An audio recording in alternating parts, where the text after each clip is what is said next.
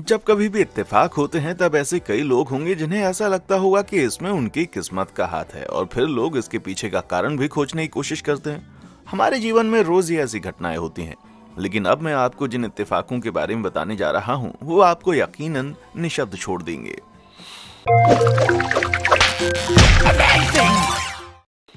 Book चुराने वाला। 1973 में Hollywood actor Anthony Hopkins George Pfeiffer की नॉवेल द गर्ल फ्रॉम पेट्रोवका में अभिनय करने के लिए तैयार हो गए। इस रोल के लिए तैयार होने के लिए हॉपकिंस को ऐसा कागा कि उन्हें पहले बुक पढ़नी पड़ेगी, लेकिन उन्होंने इस बुक को खोजने के कई प्रयत्न किए, सब विफल हो गए।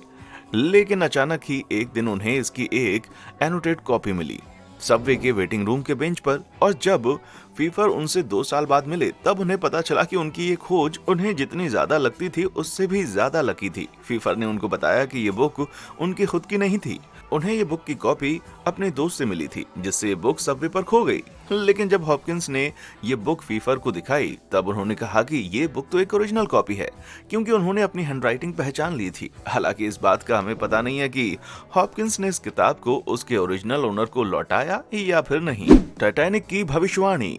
1898 में अमेरिकी लेखक मॉर्गन रॉबर्टसन ने फ्यूटिलिटी नाम की एक नॉवेल पब्लिश की, लेकिन एक दशक के बाद लोगों का ध्यान इस बुक की ओर आकर्षित होने लगा। इस नॉवेल में एक शिप की कहानी है जो कि नॉर्थ अटलांटिक में आइसबर्ग से टकराकर डूब जाती है, और इस शिप का नाम भी बहुत सुना सुना लगता है, द टाइटन। जी हाँ, आपने बिल्कुल सही सुना। रॉबर्टसन ने टाइटैनिक के डूबने के 14 साल पहले ही इस घटना की भविष्यवाणी कर दी थी जिसमें 1550 लोगों की मौत हुई थी। सच कहूं तो इन 2 शिप्स में इसका नाम ही सिर्फ एक इत्तेफाक नहीं है। टाइटन के बारे में कहा जाता है कि ये शिप कभी नहीं डूबेगी, और तो और इस किताब में लिखा हुआ था कि ये शिप बड़ी होने के बावजूद इसमें कम लाइफ बोट्स थीं, और ऐसा ही कुछ टाइटैनिक के साथ भी हुआ था। इतना बड़ा हादसा होने के बाद रॉबर्टसन ने कहा कि उनके पास ऐसी कोई शक्तियां नहीं हैं, और शुक्र है कि उन्होंने इसके बाद एक भी किताब नहीं लिखी जिसमें डिजास्टर्स के बारे में लिखा गया हो। हुवर डैम पर मौत। हुवर डैम का कंस्ट्रक्शन एक ऐसी स्मारकीय और विश्वासघाती परियोजना थी जिसने 112 लोगों की जान ले ली। हुवर डैम पर जो सबसे पहला हादसा हुआ था वो 20 दिसंबर 1921 को था, जब जॉन ग्रेगरी टियर्नी नाम का आदमी जो उस वक्त साइट का निरीक्षण कर रहा था वो अचानक से आने वाली बाढ़ के कारण कोलोराडो रिवर में बह गया था। इस हादसे के 14 साल के बाद 20 दिसंबर 1935 को इस डैम पर उसके आखिरी वर्कर की जान चली गई, जब ब्लैक कैनियन के एरिजोना की और 2 7 टावर्स पर से उसकी मौत हो गई। इस आदमी का नाम था पैट्रिक विलियम टियर्नी, जो जॉन ग्रेगरी टियर्नी का इकलौता बेटा था। पिछले 14 सालों में इस पिता पुत्र की जोड़ी की उसी दिन डेथ हुई जिस दिन पहले भी कई लोग मर चुके थे। आजकल ऐसे बहुत ही कम इत्तेफाक देखने को मिलते हैं। खूनी संयोग। 19 सितंबर 1888 को रात के 8:30 बजे कैथरीन एडोव्स नाम की एक महिला लंदन के एलगेट हाई स्ट्रीट पर नशे में पड़ी मिली, जिसके बाद उन्हें पुलिस कस्टडी में ले लिया गया और बाद में रात के 12:55 पर छोड़ दिया गया। एडोव्स ने सोचा कि वो अपना असली नाम नहीं बताएंगे, इसीलिए उन्होंने एक नकली नाम दिया जो कि मैरी केली था। हो सकता है ऐसा उन्होंने खुद को बेइज्जती से बचाने के लिए किया गया हो, लेकिन अफसोस कि एडोव्स उस रात अपने घर नहीं पहुंची, क्योंकि वो ब्रिटेन के सबसे कुख्यात सीरियल किलर के चंगुल में फंस गई थीं, जिनका नाम था जैक द रिपर। 10 दिन के बाद जब एडोव्स का शव मिला, जैक अपने अगले विक्टिम की खोज में निकल गया, और क्या आप सोच सकते हैं उसका नाम क्या होगा? मैरी जेन कैली। हो सकता है कि वो उसी नाम की महिला को मारता हो या फिर महज ये एक इत्तेफाक हो। Foul ball. एक लाइव स्पोर्टिंग इवेंट में कुछ भी घट सकता है, लेकिन कोई मिस एलिस रोथ जितना बदकिस्मत नहीं हो सकता। जब वो 17 अगस्त 1957 को अपने 2 पोतों के साथ फिलीज बेसबॉल गेम देखने के लिए गईं, तभी अचानक से एक फाउल बॉल उनके चेहरे पर आ लगी। इसके लिए कोई और नहीं बल्कि hall of famer Richie Ashburn थे, जिन्होंने अपने 14 वर्षों के खेल में 2500 से अधिक हिट्स किए थे। लेकिन एलिस रोथ की बदकिस्मती यहीं खत्म नहीं होती। जब उन्हें स्टेडियम के बाहर स्ट्रेचर पर ले जाया जा रहा था, तब उन्हें एक और फाउल बॉल उनके घुटने पर आकर लगी, जिसके कारण उनके घुटने में फ्रैक्चर हो गया, और इस बार भी शॉट मारने वाला कोई और नहीं बल्कि रिची एशबर्न ही थे। शुक्र है मिस रोथ ने इस दुर्भाग्यपूर्ण संयोग को अपने दिल पर नहीं लिया और एशबर्न उन्हें हॉस्पिटल में मिलने आए। तब से वो दोनों अच्छे दोस्त बन गए। Plum pudding. अगर आपको लगता है कि आपकी जिंदगी में भी कभी भी कुछ भी हो सकता है, तो ये याद रखिएगा कि कभी एक ऐसा आदमी भी हुआ करता था जो प्लम पुडिंग खाने पर हर बार सेम अजनबी से मिलता रहता था। कहानी कुछ इस तरह से है कि 19वीं शताब्दी के फ्रांसीसी कवि एमिल डेसचेम्स को पहली बार 1805 में मिस्टर डी फोर्टगिबू नाम के एक अंग्रेज द्वारा पारंपरिक ब्रिटिश डेजर्ट से इंट्रोड्यूस करवाया गया। इसके बाद एक दशक के बाद जब डेसचेम्स ने पेरिस के एक रेस्टोरेंट में प्लम पुडिंग ऑर्डर की, तब उन्हें बताया गया कि उनकी आखिरी पुडिंग पीछे बैठे आदमी को बेच दी गई है और ये आदमी दूसरा कोई और नहीं बल्कि मिस्टर डे फोर्टगिबू खुद थे। और हाँ, कहानी यहाँ खत्म नहीं होती, क्योंकि 1832 में ये दोनों एक बार फिर से मिले जब एक डिनर पार्टी के दौरान उन्हें प्लम पुडिंग सर्व की गई। डेसचेम्स का कहना था कि ये पार्टी जरूर मिस्टर डी फोर्टगिबू की होगी। खैर, पार्टी तो उनकी नहीं थी।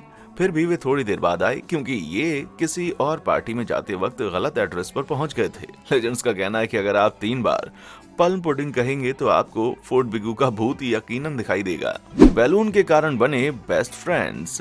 साल 2001 में एक 10 साल की लड़की जिसका नाम लॉरा बक्सटन था, वो आसमान में एक गोल्डन बैलून छोड़ने के बाद घटनाओं की एक उल्लेखनीय श्रृंखला में शामिल हो गई। स्टैफर्डशायर यूके में अपने दादा दादी की 50वीं वर्षगांठ समारोह में भाग लेने के बाद बक्सटन ने अपना नाम और कॉन्टैक्ट नंबर बैलून पर लिख दिया और उसे हवा में छोड़ दिया। यह बैलून हवा में उड़कर 140 मील ट्रेवल करके दक्षिण में मिडलैंड्स तक गया और एक दूसरी 10 साल की लड़की के बैकयार्ड में जाकर गिर गया। और किस्मत से उस लड़की का नाम भी लॉरा बक्सटन था। इस लाखों में से एक बार होने वाले इत्तेफाक से शॉक होकर उस लड़की के पेरेंट्स ने सोचा कि क्यों ना उन दोनों को मिलवाया जाए, और तब वे और ज्यादा ही शॉक हो गए, क्योंकि बहुत हद तक एक जैसी पाई गई थी। दोनों ही लॉरा की हाइट सेम थी और दोनों के ही पास 3 साल का चॉकलेट लैब्राडोर था और एक ग्रे रैबिट के साथ उनके घर पर एक गिनी पिग भी था। और उन दोनों को भी बाद में इन्होंने मिलवाया और आज एक दशक के बाद भी ये दोनों दोस्त हैं और जब कभी भी उन्हें टाइम मिलता है वे जरूर मिलती हैं। 21 तारीख का अभिशाप। लोगों के लिए अकथनीय चीजों के बारे में अंधविश्वासी होना असामान्य नहीं है। कुछ के लिए ये मैगपाई, काली बिल्लियां, और कुछ लोगों के लिए सीढ़ियों के नीचे चलना अंधविश्वास होता है। लेकिन फ्रांसीसी राजा लुईस 16 के लिए उनका नंबर 21 था और उनके लिए तारीख कभी भी अच्छी साबित नहीं हुई थी। राजा बनने से पहले एक ज्योतिषी ने लुईस को ये चेतावनी दी थी कि उन्हें हर महीने की 21 तारीख को सावधान रहना होगा। उनके शासन में लुईस कभी भी 21 तारीख को किसी भी तरह का बिजनेस नहीं करते थे, लेकिन फ्रेंच रिवॉल्यूशन के दौरान किस्मत को कुछ और ही मंजूर था। 21 जून 1991 को लुईस और उनकी पत्नी मैरी एंटोनेट को देश से भागने का प्रयास करते हुए गिरफ्तार कर लिया गया और 21 सितंबर 1791 को उनके शासन को खत्म कर दिया गया, जब फ्रांस को ऑफिशियली रिपब्लिक डिक्लेयर कर दिया गया। और बदकिस्मती ने उनका साथ यही नहीं छोड़ा। लुई को 21 जनवरी 1973 को सीधे परिणाम के रूप में गिलोटिन द्वारा मार दिया गया। बोतल में मिला मैसेज। हम सिर्फ सपने में ही सोच सकते हैं कि हमें बंद बोतल में मैसेज मिलेगा, लेकिन मार्क एंडरसन नाम के एक आदमी को 2006 में एक बोतल में मैसेज मिला, जो अब तक के रिकॉर्ड्स में सबसे पुराना मैसेज था। एंडरसन एक स्कॉटिश मछली पकड़ने वाली नाव का संचालन कर रहे थे, जिसका नाम कॉपियस था। इसे चलाते वक्त ही इन्हें 92 साल की एक बोतल मिली, जिसकी वजह से इन्हें गिनीज वर्ल्ड रिकॉर्ड्स में भी जगह मिली। इस खोज के बारे में वे बार बार अपने साथी मछुआरों को बता रहे थे, लेकिन किसे पता था कि उनकी किस्मत उनके साथ एक खेल खेलने वाली थी। 6 साल के बाद 2012 में एंड्रयू लेपर उसी नाव पर अपना जाल लेकर आया। तब उन्हें एक बोतल नजर आई, जिसकी सिर्फ गर्दन पानी से बाहर थी। ये बोतल 98 साल पुरानी थी और इसमें 1914 का एक नोट था। और ये अनब्रेसोन के रिकॉर्ड को 6 साल से तोड़ते हुए एंड्रयू को नया रिकॉर्ड होल्डर बना देती है। 20 साल पुरानी गोली। अब मैं आपके सामने एक पहेली पेश करने जा रहा हूँ। एक गोली को अगर फायर किया जाए तो वो गोली 20 साल के बाद किसी को कैसे लग सकती है?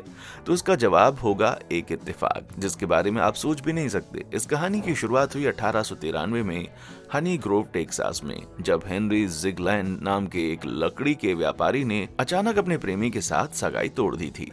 इस बात से बुरी तरह से टूटकर उनकी प्रेमी ने अपनी जान लेने का फैसला किया। तब उसके भाई ने यह फैसला किया कि वो जिगलैंड को मारकर अपनी बहन की मौत का बदला लेगा। उसने जिगलैंड का पीछा किया और उस पर गोली चलाई, लेकिन जिगलैंड खुशकिस्मत था कि गोली सिर्फ उसके गाल पर लगकर पीछे खड़े पेड़ में अटक गई। अपनी इस जीत को मनाने के लिए 20 साल बाद 1993 में जिगलैंड ने सोचा कि वो डायनामाइट से पेड़ को वहां से हटा देगा। डायनामाइट के इस विस्फोट के कारण गोली में विस्फोट हुआ, जिसके कारण जिगलैंड की मौत हो गई। किसने कहा कि कर्मा तुरंत ही किसी को सजा देता है भाई। बाधित फोन कॉल। इस कोइंसिडेंस के बारे में हमें हमारे एक व्यूअर ने ही बताया है और उनका नाम है डेनिस। डेनिस इससे पहले यूएस आर्मी के लिए काम करते थे और आज से पहले वे कभी भी अपने साले से नहीं मिले थे, लेकिन उन्हें ये पता था कि वो एक फाइटर पायलट है और वो एयरफोर्स के लिए काम करते हैं। और आखिरकार जब इस जोड़ी की मुलाकात हुई, उन्होंने अपनी पोस्टिंग के बारे में बात करना शुरू किया। तब उन्हें एहसास हुआ कि दोनों की ही पोस्टिंग 1974-75 में साउथ कोरिया में थी। हालांकि ये तो सिर्फ खुलासे की एक शुरुआत है। डेनिस ने यह भी बताया कि उस वक्त उस समय विभिन्न शाखाओं के बीच कुछ प्रतिद्वंदिता भी थी और वो एक ऐसे अवसर को स्पष्ट रूप से याद करते हैं जब वायुसेना के लड़ाकू पायलट ने अमेरिका में एक महत्वपूर्ण फोन कॉल को बर्बाद कर दिया था, जिसके बाद बेस के बाहर से वे अपनी मां से अबॉर्ट करने की कोशिश कर रहे थे। तब वहां पर एक fighter plane tree top level pass कर रहा था, जिससे वो फोन पर बात कर पाना नामुमकिन हो गया। और जब वे अपनी इस कहानी के बारे में बता रहे थे, तब साला अपनी हंसी नहीं रोक पाया। उन्होंने बताया कि वो पायलट कोई और नहीं बल्कि वो खुद था। दोस्तों, अगर आपके पास भी इत्तेफाक से जुड़ी हुई कोई कहानियां हैं तो आप हमारे साथ कमेंट सेक्शन में शेयर कर सकते हैं और हो सकता है हम आपकी कहानी को अपनी वीडियो में शामिल कर लें। शार्कसेप्शन। एनिमल किंगडम में शार्क एक ऐसा प्राणी है जिससे हम सभी को डर लगता है और इसमें चौंकने वाली बात नहीं है जब ऐसी डरावनी तस्वीरें मौजूद हों। जी हाँ, यहाँ पर आप एक शार्क के अंदर मौजूद शार्क को देख रहे हैं। डेलावेयर विश्वविद्यालय के शोधकर्ताओं ने इस अविश्वसनीय संयोग की एक तस्वीर खींची जब वे एक बड़ी सी सैंड टाइगर शार्क को पकड़ रहे थे। तब उन्हें एक 3 फुट लंबी डॉग फिश मिली जो कि शार्क प्रजाति की एक छोटी मछली है। उसे उस शार्क ने पूरा निगल लिया था। हालांकि टैग किए जाने के बाद सैंड टाइगर शार्क को तो छोड़ दिया गया, लेकिन पता नहीं उस बेचारी डॉग फिश के साथ क्या हुआ होगा। Excellent shot. एक नजर जरा इस शॉट पर डालिए जो हम सभी को चौंका देता है। इसे देखकर आप कह नहीं सकते कि इस कुल्हाड़ी को कोई पहली बार फेंक रहा है, या फिर आप कहेंगे कि एक्सेलेंट शॉट। एक नजर जरा शॉट पर डालिए जो हम सभी को चौंका देता है। इसे देखकर आप कह नहीं सकते कि इस कुल्हाड़ी को कोई पहली बार फेंक रहा है, या फिर आप यही कहेंगे कि कोई ऐसा स्किल्ड प्लेयर ही कर सकता है। खैर, बात जो भी हो, हम में से कई लोग तो फ्रिज पर मैग्नेट भी अच्छे से नहीं चिपका सकते, इसलिए मेरे लिए तो ये एक रोचक किस्सा है। अपने ही इंप्रेशन वाला एप्पल। आपको कबूतर तो याद ही होगा जिसने एक पत्ते पर पूप करके अपना खुद का चेहरा बनाया था, लेकिन अब जो मैं आपके सामने पेश करने जा रहा हूँ वो और ज्यादा इंप्रेसिव है। एक एप्पल आर्टिस्ट, मुझे लगता है कि टैटू बनाने के लिए सालों लग गए होंगे इसे, और ये एक ऐसी चीज है जिसे हम संभाल कर रखना चाहेंगे। इसके बाद अब क्या, बनाना लीजा भी आने वाली है क्या? Lost and found. सड़क पर एक खोए हुए कुत्ते का पोस्टर देखने से ज्यादा दुखी बात और क्या हो सकती है, लेकिन ऐसा कभी कभार ही होगा कि तस्वीर में आप उस कुत्ते को देखें जिसके खोने के बारे में बात की जा रही हो। ये महाशय अपनी ही तस्वीर के नीचे आराम फरमा रहे थे। हाँ, ये बात अलग है कि इस कुत्ते का ओनर उसके लिए परेशान हो रहा होगा, या फिर ये भी हो सकता है कि वो घर से भाग जाने के बाद वो सुख सुविधाओं को याद कर रहा हो और जल्दबाजी में लिए गए फैसले पर पछता रहा हो, या फिर ये भी हो सकता है कि उसने खुद ही ये पोस्टर सबका ध्यान आकर्षित करने के लिए लगाया हो, जैसा कि कोई कैनाइन कॉन आर्टिस्ट करता है। डरावनी समानता। एक न्यूज रिपोर्टर होना चैलेंज से भरा काम होता है, जैसे कि ऑटो क्यू का सही तरीके से पालन करना, बेकाबू लाइव मेहमानों